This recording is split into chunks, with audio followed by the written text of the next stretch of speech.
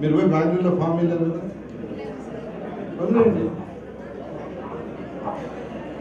మీరేదో ఆబాబు ఎందుకుంటారమ్మా మైక్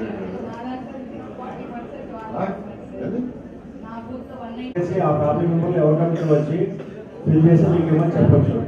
లేదా sir first మనం మ్యాపింగ్ చేసుకున్న తర్వాత షిఫ్టింగ్ అనేది పాసిబుల్ అవుతుంది సార్. అప్పటి వరకు మన దగ్గర డెక్లరేషన్ ఫామ్ వాళ్ళకి చేరవేయాలి. వాళ్ళు ఆన్లైన్ సబ్మిట్ చేయమని చెప్పండి. ఆయన గురించి మీరు ఏమనుకుంటారు?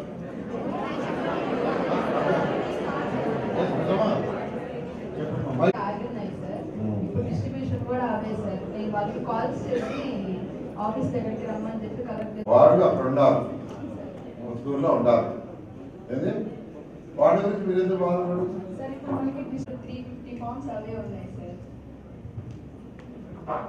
ఎంత పర్సెంటేజ్ వస్తుంది?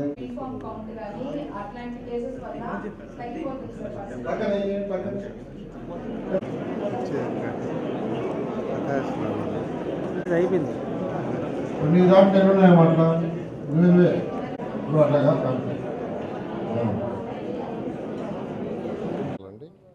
ఈరోజు నెల్లూరు మున్సిపల్ కార్పొరేషన్ ఆఫీస్లో బిఎల్ఓలతో అటు కమిషనర్ గారు మిగతా అందరు అధికారులు కలిసి వారితో యాక్చువల్గా ఇంటరాక్షన్ జరిగింది.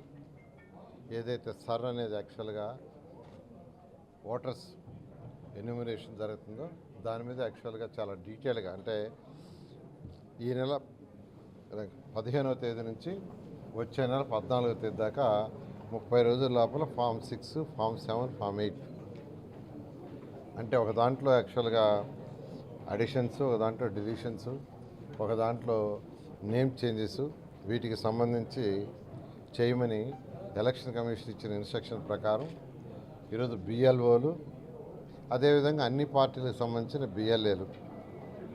బిఎల్ఏలని ఆ పార్టీ యొక్క ఎవరైతే దానికి రెస్పాన్సిబుల్ పర్సన్ ఉన్నారో వాళ్ళు ఇచ్చుంటారు.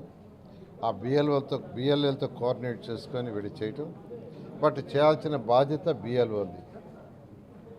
అయితే దానికి సపోర్టింగ్గా లోకల్గా బిఎల్ఏలకి ఆ ఇళ్ల గురించి పూర్తిగా తెలుసుంటుంది కాబట్టి వాళ్ళు కొంత సపోర్ట్ చేసేటట్టుగా మన ఎలక్షన్ సిస్టంలో ఉంది.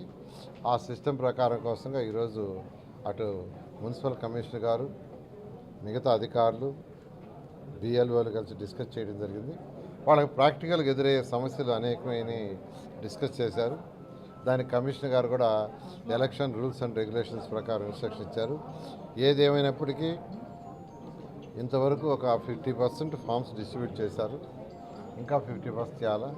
ఇవన్నీ కూడా ఫామ్స్ డిస్ట్రిబ్యూషన్ చేయటం, మళ్ళీ వాళ్ళ దగ్గర నుంచి తీసుకోవటం, మళ్ళీ ఆన్లైన్ ఎంటర్ చేయటం, ఇదంతా కూడా వచ్చే నెల 14 లోపల కంప్లీట్ చేయాలి. ఆ విధంగా ఇన్ టైంలో చేయమని